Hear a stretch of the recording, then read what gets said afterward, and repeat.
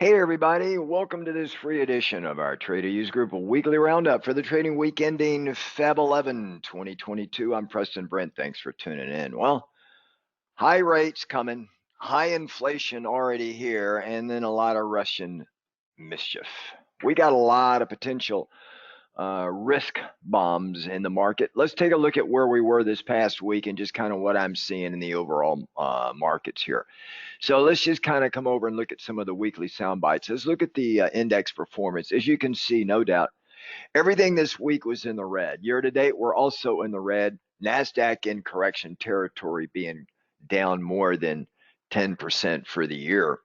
Off its highs, it's down a little over 14 or 15%. But for the year, we're in correction territory for the Nasdaq. Russell is down almost in correction territory. You can see the PE yields. The current forward 12-month PE is sitting at about 20.05.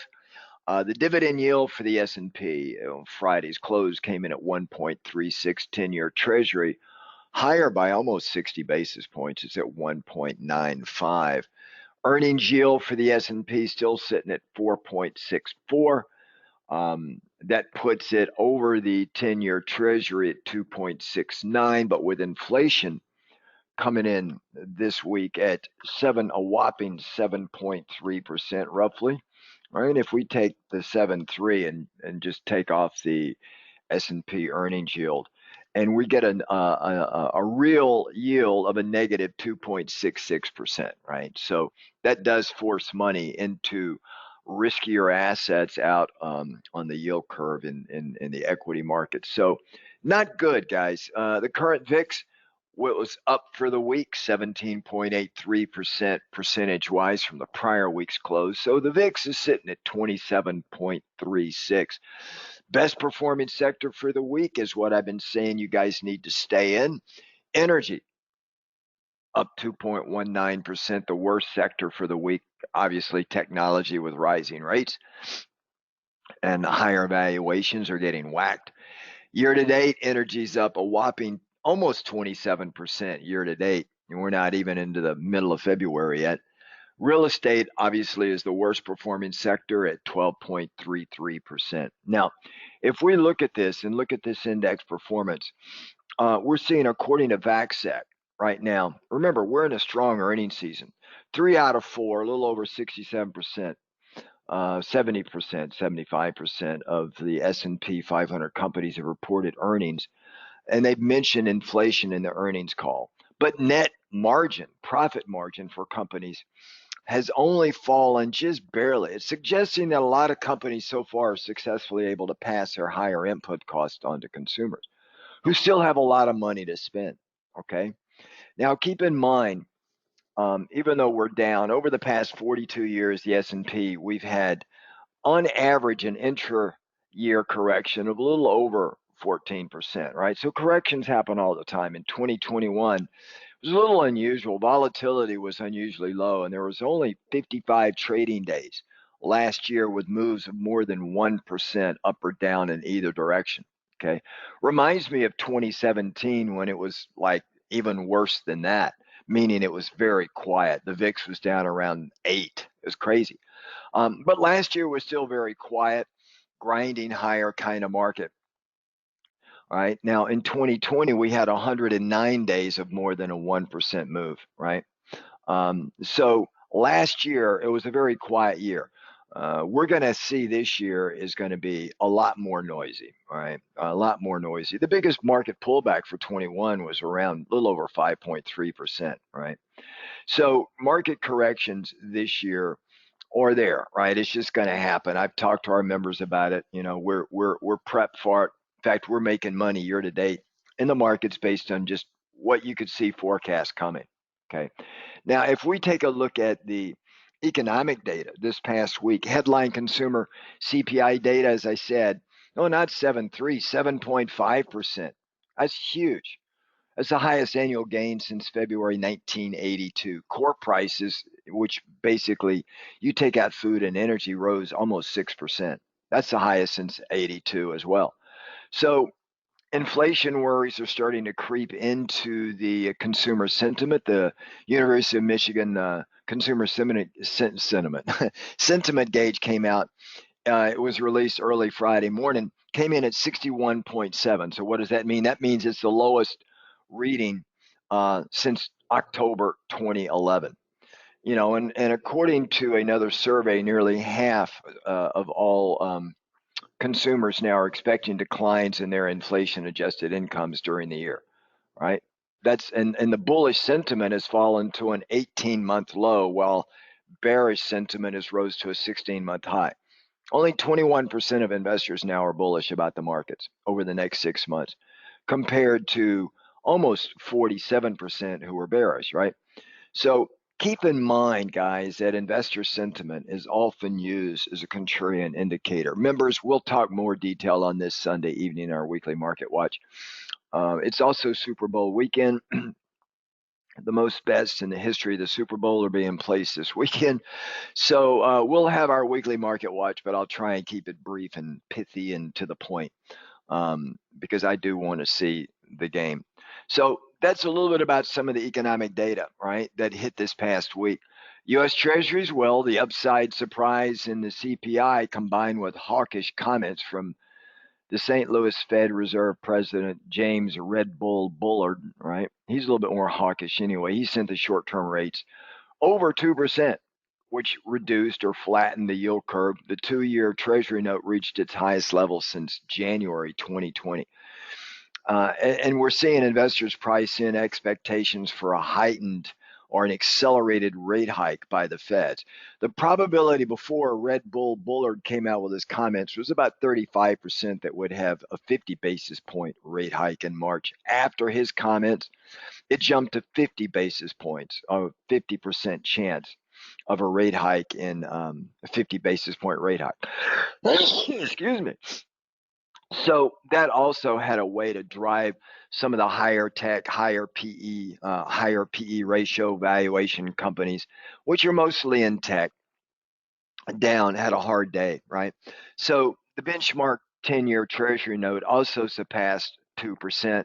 First time we've seen that since the summer of 2019. So we had a lot of activity in the interest rate market. Again, we'll spend a little bit of time on it this weekend, Sunday evening, for our weekly market watch members. And I think that'll be enlightening for you as far as where you need to be allocating some of your money. Of course, across Europe, it was completely the opposite, right? Let me just show you how the markets looked in Europe for the week. Everybody was in the green. You would think they're drinking different Kool-Aid compared to what we were having here in the U.S., right? They having very strong corporate earnings because they're just now starting to open up. They're a day late and a dollar short with everything over in Europe. But we're seeing their bond yields, they are moving up higher than expectations. The German Bund actually moved above zero, right? And for our weekly market watch members, I told you the play on that one.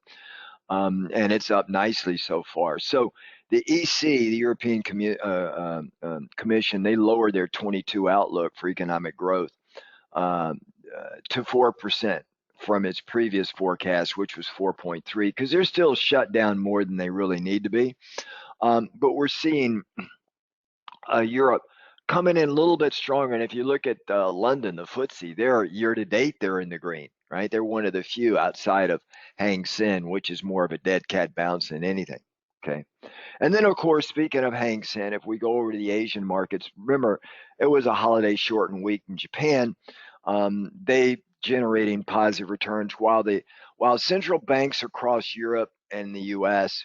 are talking about, taking money out of the markets, cutting stimulus in Japan and over in China, I might add, they're putting money in. Okay, we had a rise in Japanese yields only because inflation is higher. Here, our treasury yields are moving up, so that prompted the Bank of Japan to come out and announce it's going to buy an unlimited, underline the word unlimited, amount of 10-year Japanese bonds, right? That corresponds to a 25 basis point current rate in Japan. So they're really going to buy these things up. I mean, they're just soaking them up because they've already stated that they want to keep their rates between a minus 25 basis points and a positive 25 basis points. So they've come out and said, we're going to buy all that it takes. They're going to sop it all up. So the equity markets in Japan obviously like that. And then, of course, over in China, stocks are also rising amid supportive official comments by the People's Bank of China to provide stimulus to their economy as well. So we did get some economic readings this past week. They're coming off a 1-week holiday with their Lunar New Year. But in their economic readings, their PMI data fell to 51.4 in January, so slightly above expansionary. Remember, 50 is the magic number to be expansion versus contraction. So they've had a huge detriment to their growth in 2021. Almost went into a bear market. They're at a 5-month low. Their December reading was at 53.1. So they are going in the wrong direction. Their growth momentum has slowed down. And so they're in the Winter Olympics now. So let's see how that goes. And of course, if we look over in the Asian markets, we go further west, I guess, or over until we get into Russia, we got all the issues going on with the Russian lineup, possible invasionary move against Ukraine. And I spent a lot of time over in the Ukraine market and Eastern Europe doing seminars over there. They love currencies, by the way. I believe it's kind of a wag the dog moment. I may be wrong, but I put the probability of a Russian invasion at 20%, but you never know. But that's kind of where I'm sitting right now. But the markets were a little bit spooked also on Friday, midday, when the Biden administration came out and basically said, the State Department came out and said they're going to attack by next week, get everybody out. I mean, this is crazy, but that's what they're doing, kind of like poking the bear, I guess. But that's where we're sitting right now. Members, for our weekly market watch this Sunday, we'll look at some more hedges too, because we're making money year to date in the markets, and we just issued a short in our secret trader channel on the SPY a couple of days ago, or I think it was the day before yesterday, or I think that's when it was. And that's doing really well right now. So we've got that hooked up with an automated trading program that's just long or short the SPY, and we're going to add the long short with the Qs as well, and maybe a few stocks, but they're working out really nicely, running an annualized return of around 70% return. So those are working nicely. Members, I'll talk a little bit more about that in our Sunday weekly market watch. If you're not a member, I highly encourage you to come in on that. Now, one other thing I want to show you guys. And let's look at this right here. It's very common, and this is data provided by some of the data providers. You can see the number of bear markets by each decade, right? The average bear market is 2.3 bear markets per decade. That's a 10-year period. And you can see the performance at each decade. This is the SPX cash index, not the futures. And then you can see the decade average, right? The average annual return for each decade if you would just do the math, right? So you can see where we're sitting. There's only been just one decade, that would be the two actually, that we had the crash in 1929 crash, where in the 30s we averaged negative 4% every year for 10 years, right? We were down 39% for that decade. And then in the 2000s, where we had a combination of the dot-com bubble in 2000 going into 2003, and then the 2008, 2009 great financial reset. So you put those two together, gave us 4 bear markets for that 10-year period, and we were down on average just slightly under 1% across all those years for that decade. Now you can see where we are right now in the 20s. We just kicked that off. That includes COVID, by the way. We're up 36.75% thus far. So the average, we've had a total of 26 bear markets. So it is very common, guys, to have a bear market. This is why it's good to have cash or know how to play a falling market. Right? There's only one way to catch a falling knife, and you got to understand it to be able to make money on it. If you're not careful, then you're just going to cut yourself and bleed to death. So, but once you understand how to play it, then you can really dramatically improve your returns over a longer period of time. Okay. So what I'm going to do here is let me just shift over. Let me just shift the screen, and I'm going to take you over to the E-mini S&P 500 futures. Let me just get it over here like this for you guys. Here we go. So while the screen is coming up, I'm going to show you where we're sitting on the S&P futures right now, and the key levels that we're watching. Now, I pointed this out to our members, and on our members, I said there's a key level we got to hold. This red line is the 50 EMA. You can see on this red line right here, early on in January, we just kicked the year off, right? And you can see we spent 1, 2, 3, 4, 5, 6, 7, and finally on the 8th trading day, we gave up the 50 EMA. When you give it up and their follow through is not back over the 50 EMA, you need to go short or cut your longs. It's just a given, right? Now you can see here, this was an early signal that we had, and we just played this and made nice money. Now you can see the next level down, the 200 EMA, okay?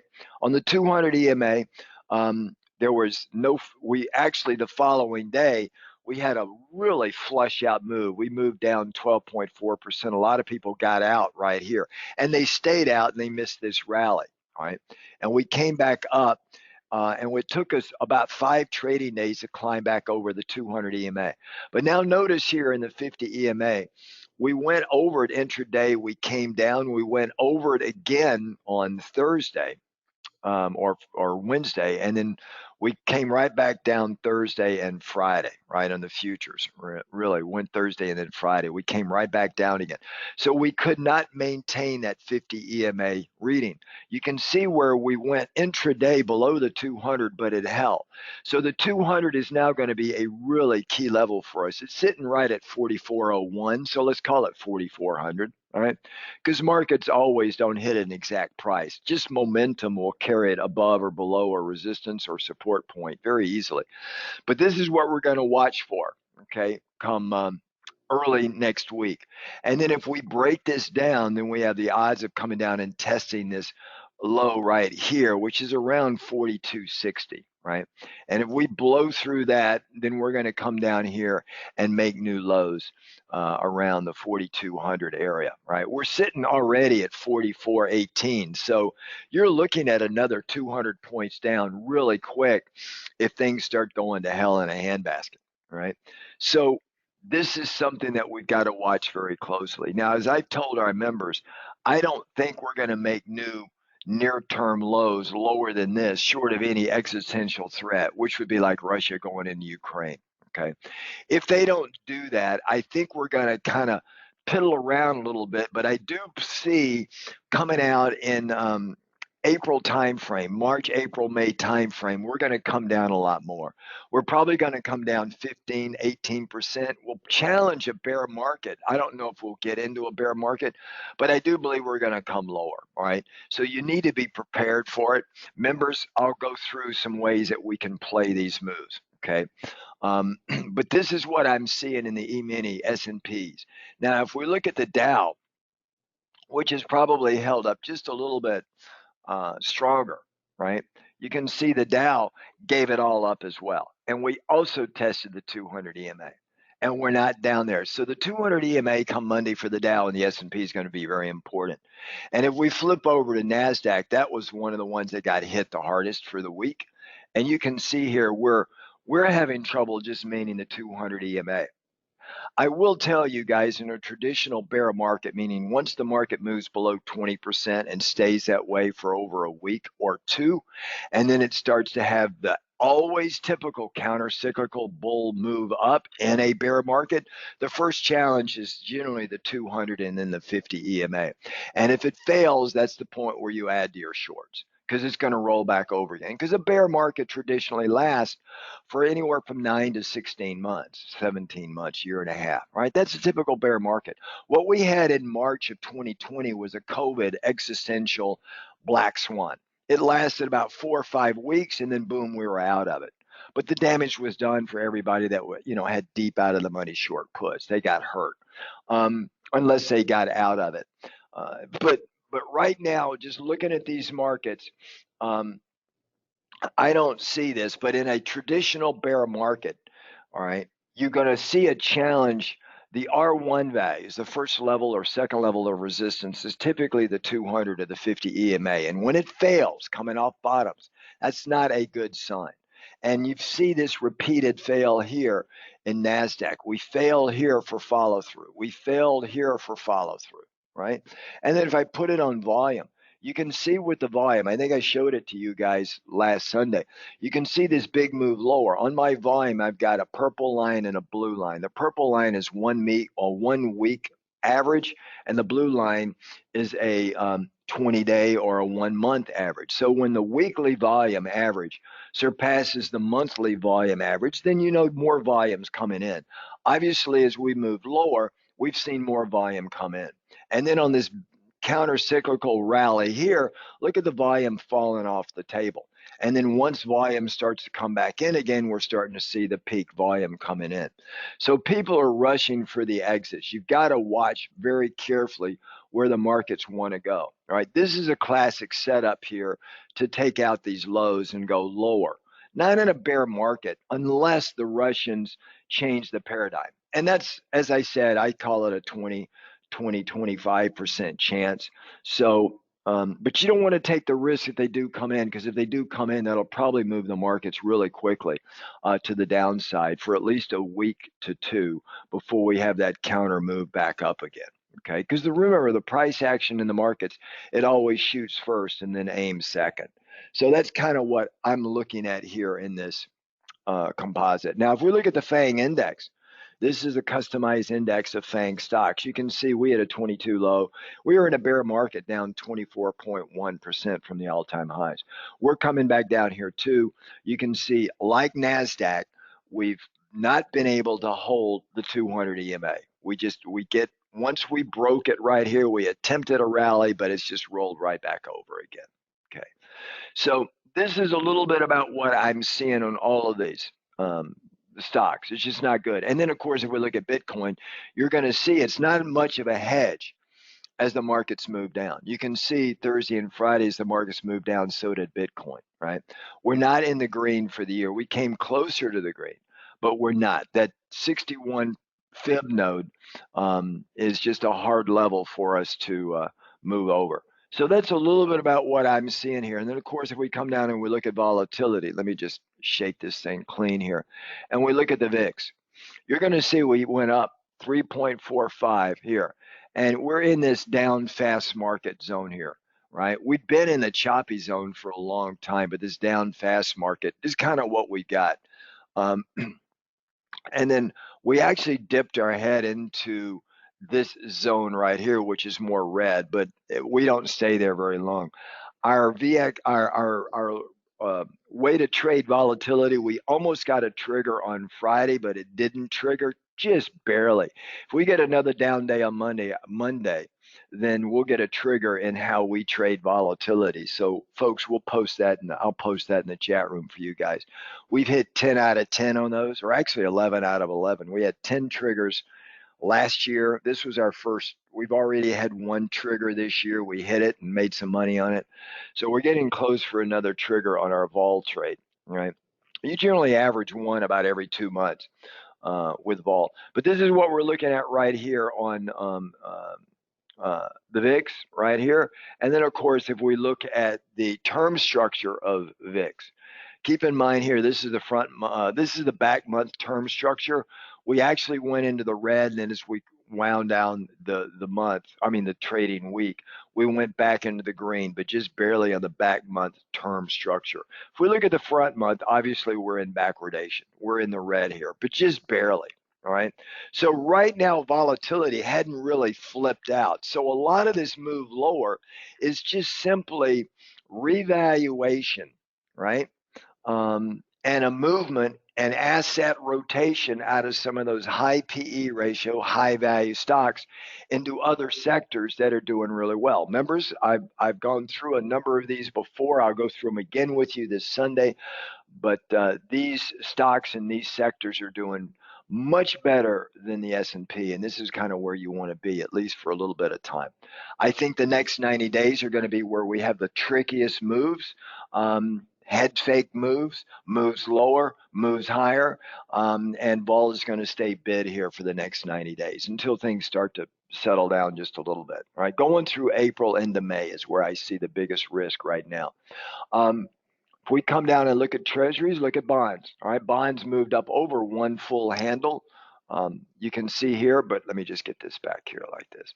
You can see we're playing bonds to the downside, all right? And that's kind of where you want to be.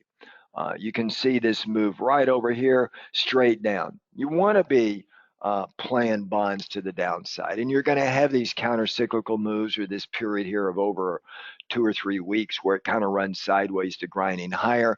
But you can see the 50's already crossed the 200. That happened in October of last year.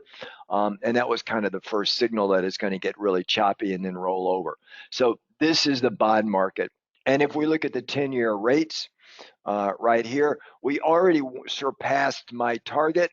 We're probably going to move down and go back into this area again, but this was my target. Let me just see here. Where was that? 2.63. Yeah.